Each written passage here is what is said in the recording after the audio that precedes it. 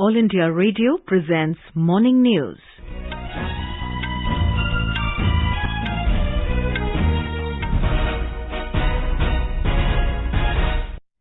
Good morning. I am Sarabjit Kaur and with me is Prashant Kumar Sinha. The headlines. Prime Minister Narendra Modi to host first meeting of the India Central Asia Summit today. Government convenes all-party meeting on 31st of this month to ensure smooth functioning of budget session of Parliament. Filing of nominations for fourth phase of Assembly elections in Uttar Pradesh to begin today. BJP announces another list of candidates for Assembly elections in Uttarakhand and Goa. Congress releases list of candidates for Uttarakhand and Uttar Pradesh. Urban local body polls to be held in Tamil Nadu on 19th of next month. Karnataka government to upgrade 250 primary health centres into health and wellness centres in the first phase. Government notifies scheme to make drone certification simpler, faster and transparent. And BCCI announces Indian squads for ODI and 2020 series against West Indies. As the number of COVID-19 cases is rising fast in several parts of the country, we appeal to our listeners to be vigilant and to get fully vaccinated and help others, including children between 15 and 18 years, get vaccinated. With the new Omicron variant of coronavirus causing concern, please continue to follow these 3 simple steps to stay safe. Wear a face mask, maintain 2 gaz ki duri for social distancing, focus on hand and face hygiene. For any COVID-related information and guidance, contact national helpline numbers 011-2397-8046 and 1075. And now the news in detail. Prime Minister Narendra Modi will be hosting the first meeting of the India Central Asia Summit in a virtual format today. Presidents of Kazakhstan, Kyrgyz Republic, Tajikistan, Turkmenistan and Uzbekistan will participate. Mr. Modi had paid a historic visit to all Central Asian countries in 2015. Subsequently, there have been exchanges at high levels at bilateral and multilateral forums. Our correspondent reports that the summit is symbolic of the importance attached by the leaders of India and the Central Asian countries to a comprehensive and enduring India-Central Asia partnership. This will be the first engagement of its kind between India and the Central Asian countries at the level of leaders. The summit is a reflection of India's growing engagement with the Central Asian countries, which are a part of India's extended neighborhood. During the summit, the leaders are expected to discuss steps to take forward India-Central Asia relations to newer heights. They are also expected to exchange views on regional and international issues of interest, especially the evolving regional security situation. Anand Kumar, AIR News, Delhi. The central government has convened an all-party meeting on 31st of this month to ensure smooth functioning of the budget session of Parliament. The meeting has been convened by Parliamentary Affairs Minister Prahlad Joshi, which will be held virtually in view of the COVID-19 situation. The floor leaders of political parties in Rajya Sabha and Lok Sabha have been invited for the meeting. The budget session of Parliament is to begin on the same day, the 31st of January, with President Ramnath Kovind's address to both the Houses of Parliament assembled together at 11 a.m. In a tweet, the Parliamentary Affairs Minister also said the first part of the budget session will commence on 31st of this month with the address of President to both the Houses. He said on 1st of next month, Finance Minister Nirmala Sitaram will present the Union budget. Mr. Joshi also informed that to ensure COVID safety protocol, both the Houses of Parliament will function in shifts. Filing of nominations for the fourth phase of Assembly elections in Uttar Pradesh will begin today with the issuance of notification. The state will go to polls in 7 phases from the 10th of February till the 7th of March. Fourth phase of polling in Uttar Pradesh will be conducted on the 23rd of February in 59 assembly constituencies spread over 9 districts. Today is also the last day for withdrawal of candidature for the first phase of assembly elections in Uttar Pradesh. In all, 658 nominations were found valid during scrutiny. In this phase, 58 assembly constituencies will go to polls on the 10th of February. Counting of votes in the 5 states will be taken up together on the 10th of March. Campaigning for assembly elections in Uttar Pradesh is in full swing. Major political parties have entered into pre-poll alliances. The state has a total of 403 seats where polling will be held in 7 phases from the 10th of February till the 7th of March. Let's hear more on this from our correspondent. The Bharatiya Janata Party has formed an alliance with Anupriya Patel's Apna Dal Sonelal and Nishad Party led by Sanjay Nishad. The Samajwadi Party has entered into an alliance with the Rashtriya Lok Dal, Shivpal Yadav's Pragadishil Samajwadi Party Lohia, Suheldev Bharatiya Samaj Party led by Om Prakash Rajbhar, Janwadi Party Socialist, Apna Dal Kamerawadi led by Krishna Patel and Mahan Dal. Meanwhile, the Congress and Bahujan Samaj Party have announced to go solo in the upcoming assembly elections. Asaduddin Owaisi's All India Majlis-e-Ittehadul Muslimin AIMIM has also formed an alliance with Babu Singh Kushwaha's Jan Adhikar Party and Bharat Mukti Morcha. Bhim Army Chief Chandrasekhar Azad's Azad Samaj Party has also floated an alliance with over 30 regional parties. The alliance is named Samajik Parivartan Morcha. The Janata Dal United is contesting the polls independently in Uttar Pradesh. All India Trinamool Congress has decided not to field its candidates in the state. Aditya Shukla, AIR News, Gorakhpur. Ahead of the assembly polls in Uttar Pradesh, Union Home Minister and senior BJP leader Amit Shah met Jat leaders from western Uttar Pradesh and held discussions on various issues. The meeting took place at the residence of BJP MP Pravesh Sahib Singh Verma in Delhi yesterday. The meeting was attended by Union Minister Sanjeev Balyan, BJP MP Satyapal Singh and party leaders from western Uttar Pradesh. Talking to reporters, BJP MP Pravesh Sahib Singh Verma said that the BJP's door to RLD chief Jayant Chaudhary is always open, but he has chosen a wrong path. Mr. Verma said that the Jat community will talk to him in this regard. गृह मंत्री जी ने बहुत ही तसल्ली से सबको ध्यान से सुना और उन्होंने साथ में ये भी बताया कि 7 साल हमारी सरकार ने इस समाज के लिए, पश्चिमी उत्तर प्रदेश के लिए क्या क्या काम किए और सभी ने उसके बाद में ये विश्वास दिया और समर्थन दिया कि इस बार भारतीय जनता पार्टी को दोबारा से वो इसके साथ खड़े रहेंगे। ये तो हम सभी मानते हैं, जो समाजवादी पार्टी के साथ उन्होंने गठबंधन किया वो ना तो उनकी सेहत के लिए ठीक है, ना पश्चिमी उत्तर प्रदेश की सेहत के लिए ठीक है, ना हमारे समाज की सेहत के लिए ठीक है। हमारे रास्ते तो उनके लिए BJP has released the second list of 9 candidates for the assembly elections in Uttarakhand. Those included in the list are Shaila Rani Rawat, who will contest from Kedarnath Assembly seat, Pramod Nainwal from Ranikhet seat, Mohan Singh Bisht from Lalkua, and Jogendra Pal Singh Rautela has been fielded from Haldwani Assembly seat in the state. The names of the candidates were finalized by the BJP Central Election Committee. The BJP has released the second list of 6 candidates for Goa Assembly elections. Those included in the list are Rajesh Tulshidar Patnekar, who will contest from Bicholim Assembly seat, Antonio Fernandez from St. Cruz seat, while Janita Panduran Madkaikar has been fielded from Kumbarjua seat in the state. The names of the candidates were finalized by the BJP Central Election Committee. The Congress has released another list of 10 candidates for the ensuing assembly elections in Uttarakhand. Those included in the list are Harish Rawat, who will contest from Lalkua Assembly seat, Mahinder Pal Singh from Ramnagar seat, Yashpal Rana from Roorkee seat, while Anupama Rawat will be the party candidate from Hardwar Rural Assembly seat in the state. The names of the candidates were selected by the Central Election Committee of the Congress. The Congress has released another list of 89 candidates for Uttar Pradesh Assembly elections.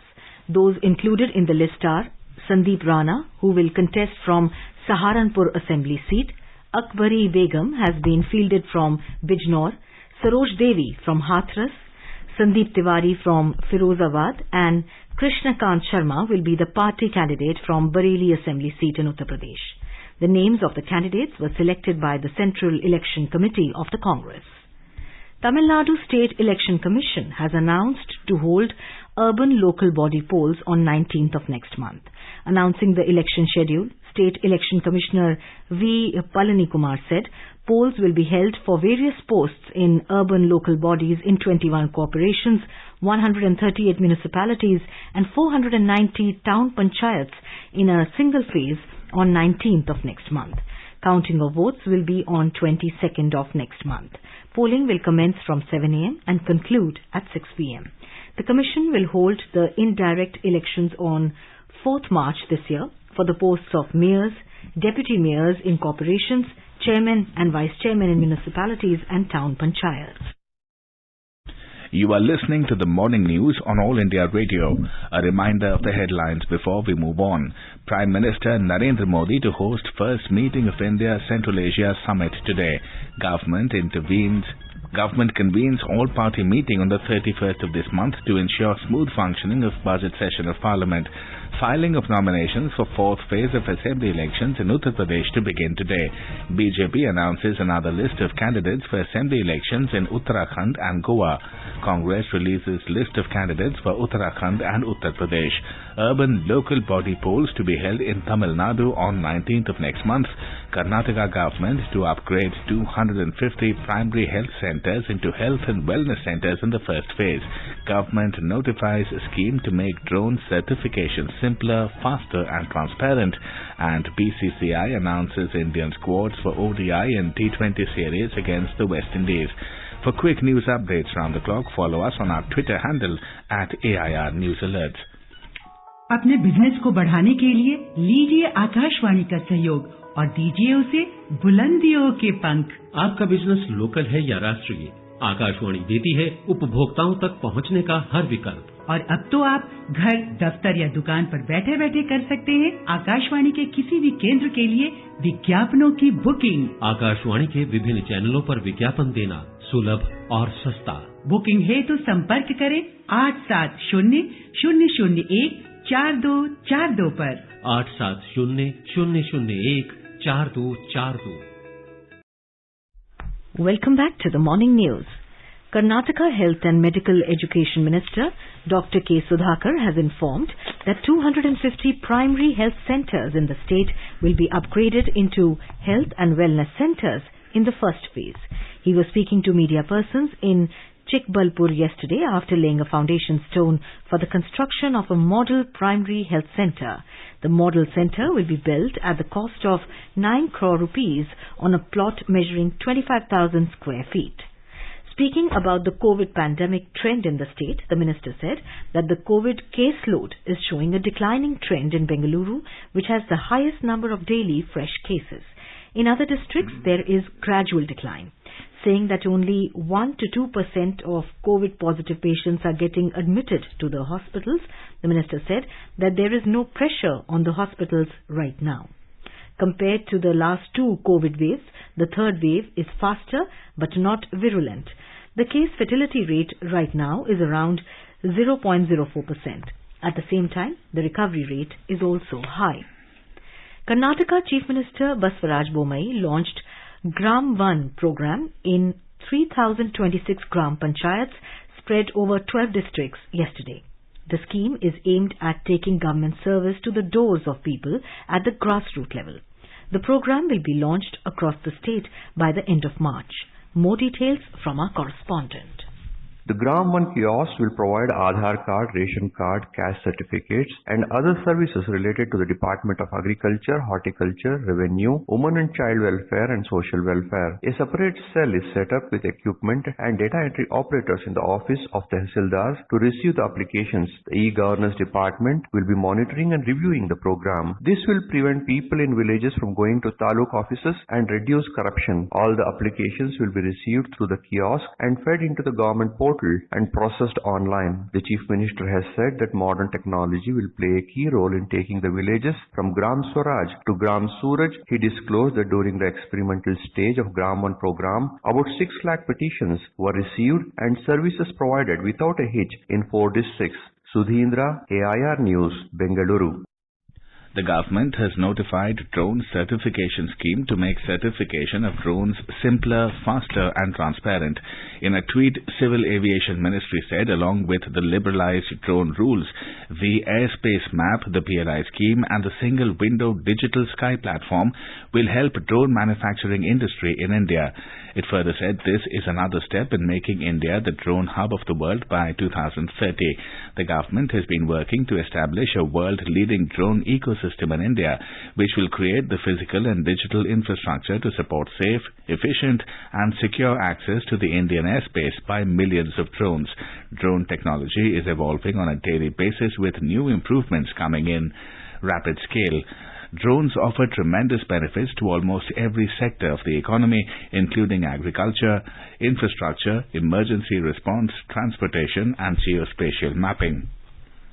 And now let's listen to our special program Azadi Ka Safar, highlighting the importance of the day during the freedom struggle. Azadi Ka Amrit Mahotsav.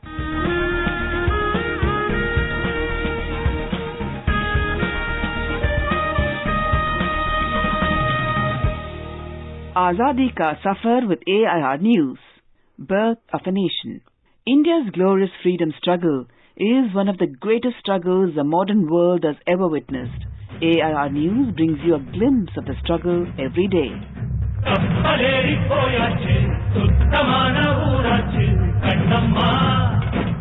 In today's episode, we remember freedom fighter and the 8th President of India, Ramaswamy Venkataraman, who died on the 27th of January 2009.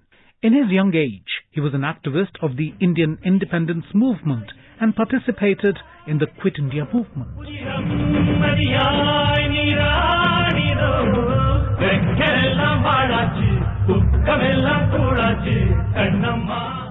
Venkataraman was born on 4th December 1910 in Rajamadam village, Tanjavur district, Madras Presidency.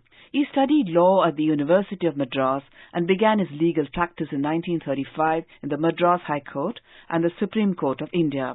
While practicing law, Venkataraman was drawn into the movement for India's freedom. His active participation in the Quit India movement of 1942 resulted in his detention for 2 years under the Defence of India rules. Venkataraman's interest in the law continued during this period. In 1946, when the transfer of power from British to Indian hands was imminent, the government of India included him in the panel of lawyers sent to Malaya and Singapore to defend Indian nationals charged with offences of collaboration during the Japanese occupation of those two places. He also helped draft India's constitution, which was adopted in 1950. Venkataraman was an integral part of the parliamentary team that redesigned India's provincial parliament during the period between 1950 and 1952. In 1950, he was elected to free India's provisional parliament and to the first parliament from 1952 to 1957. Although re-elected to Parliament in 1957, Venkataraman resigned his seat in the Lok Sabha to join the state government of Madras as a minister. Venkataraman held the portfolios of industries, labour, cooperation, power, transport and commercial taxes from 1957 to 1967. During this time, he was also the leader of the upper house, namely the Madras Legislative Council. Venkataraman was appointed as a member of the Union Planning Commission in 1967 and was entrusted the subjects of industry, labour, power, transport, communications and railways. He held that office until 1971. In 1977, Venkataraman was elected to the Lok Sabha from Madras South constituency and served as an opposition member of Parliament and chairman of the Public Accounts Committee.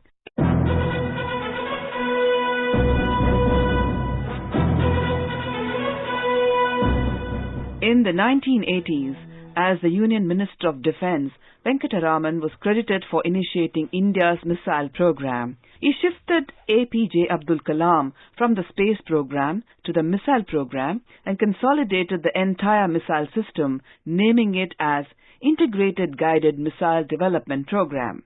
Later, he served as the Vice President of India and then as a President of India starting 1987, where he worked with 4 Prime Ministers and appointed 3 of them.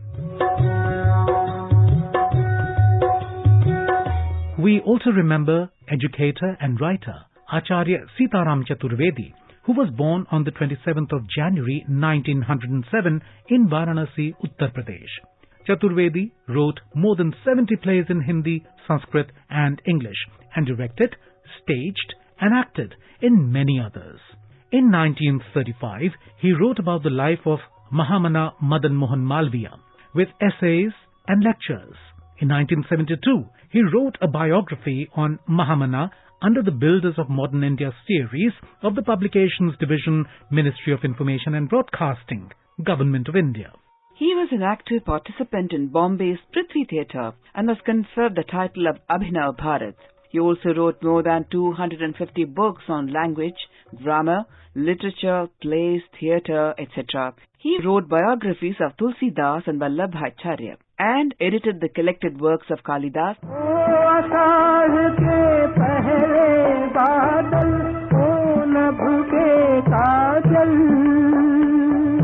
विरही जनों के तरुण आंसू जल रुक जा रे एक पल. In 1968, he founded the Bal Vishwavidyalaya in Varanasi with the aim of multi-dimensional, progressive and character-building personality within a child. He died on February 17, 2005. The 11-day theatre festival, Natya Andolan in Varanasi, is dedicated to the memory of Sitaram Chaturvedi. We salute the great Indian. That brings us to the end of this episode of Azadi Ka Safar with AIR News. See you in the next episode tomorrow.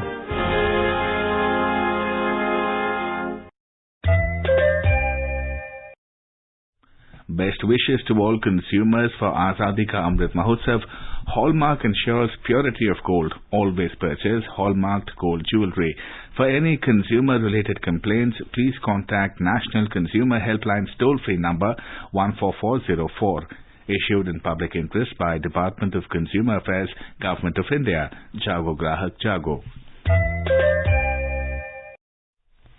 Indian Railways has postponed its non-technical popular categories NTPC and First Stage Computer-Based Test CBT of Centralized Employment Notification following protests by job aspirants over the selection process of its recruitment exams.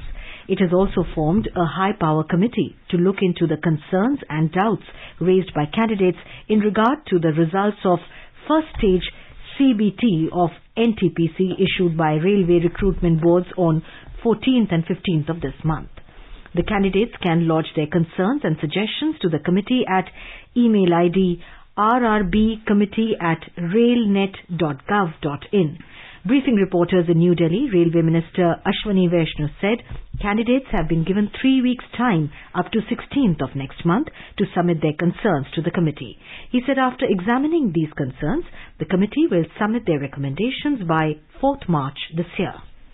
मेरा निवेदन है कि कोई भी छात्र कानून को हाथ में न ले. हर एक आरआरबी के चेयरमैन को बोला गया है कि आप जहां पर भी जो भी अपने कंसर्न्स आपके सामने फॉर्मली इनफॉर्मली रखना चाहे, आप उनकी बात सुनिए और उसको सारे कंसर्न्स को कंपाइल करिए. कंपाइल करके कमेटी के पास भेजें और कमेटी आपके साथ डायरेक्टली भी कांटेक्ट कर रही है. एक ईमेल एड्रेस ऑलरेडी आपके सामने पब्लिसाइज किया गया है. इसके अलावा कमेटी फिजिकली भी देश की कई जगह में जाके आप लोगों से मिलेंगी.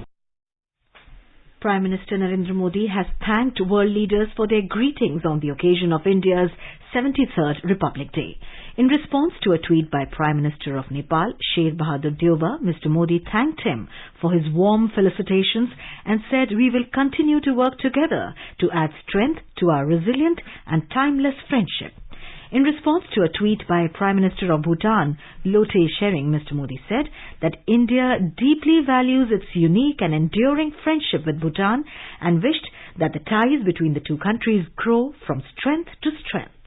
In response to a tweet by Prime Minister of Sri Lanka, Mahinda Rajapaksa, for his greetings, Mr. Modi said that this year is special as both our countries celebrate the 75-year milestone of independence.